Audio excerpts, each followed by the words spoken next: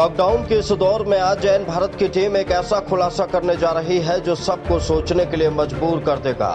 ये खुलासा है उस प्रकृति से जुड़ा जिस प्रकृति के साथ इंसान सालों साल से मजाक करते आया है। ये खुलासा है उस तस्करी से जुड़ा जो तस्करी बड़े स्तर पर प्रकृति को नुकसान पहुंचा रही है। सेल्फी विद सैंपलिंग के इस दौर में मुंबई, दिल्ली, गुजरात, लखनऊ से जरा बाहर निकलकर देखना चाहिए और कैमरे की नजर अपने ऊपर के बजाय उन जंगलों की तरफ घुमानी चाहिए जो हमारी नजरों से हमेशा दूर रहते हैं। तभी तो सबको पता चलेगा धरती के इन धड़कते फेफड़ों की हवा किस कदर निकाली जा रही है। भारत नेपाल सीमा से ऐन भारत करने जा रहा है खुलासा। प्रकृति के साथ लॉकडाउन में हो रहा है खिलवाड़।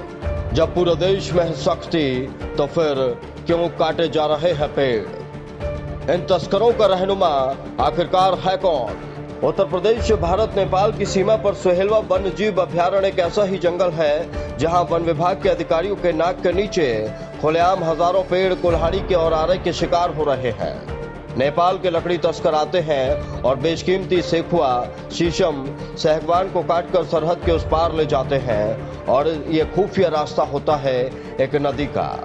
ऐन भारत जब इस सनसनीखेज मामले की तफ्तीश कर रहा था तब हमारे सामने एक तस्वीर आई और उस तस्वीर ने बहुत बड़े सवाल खड़े किए हैं। साइकिल पर लदी लकड़ियां, फिर बैलगाड़ी पर लदी लकड़ियां, फिर ट्रैक्टर ट्रॉली पर लदी लकड़ियां।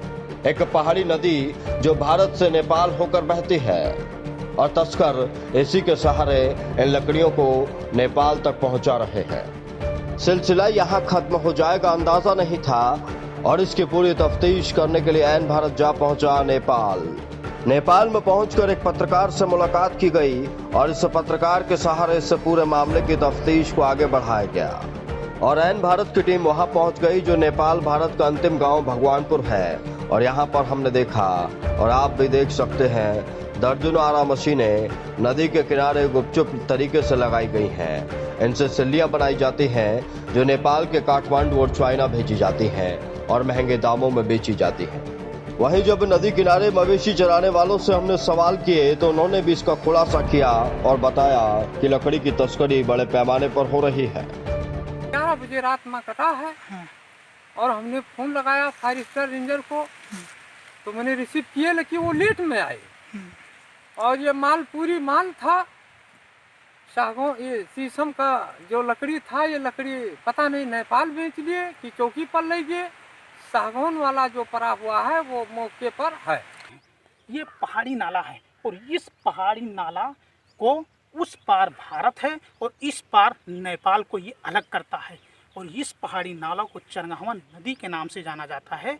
आप देख सकते हैं जो हमारे सामने पूरी जंगल दिखाई दे रहा है वो भारत में है और अभी जहां हम खड़े हैं वो नेपाल में खड़े हैं।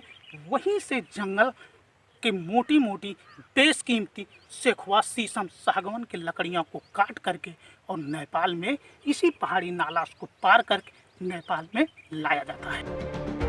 इन तस्करों ने प्रकृति के साथ खेलने का जो ये तरीका अपनाया है वो एक दिन इन्हें बर्बादी की ओर ले जाएगा और इस धरती पर भी लोगों को परेशानी का सामना करना पड़ेगा। ऐसे में सरकार को सोचने की जरूरत है कि इन लोगों के खिलाफ कैसे कार्रवाई की जाएगी, कब कार्रवाई की जाएगी और इस प्रकृति को बचाया जाएगा। क्योंकि आज जब पूरी दुनिया में कोरोना महामारी का दौर है तो कहा जा रहा है कि ये प्रकृति का शोर है। बलरामपुर से टीम ऐन भारत।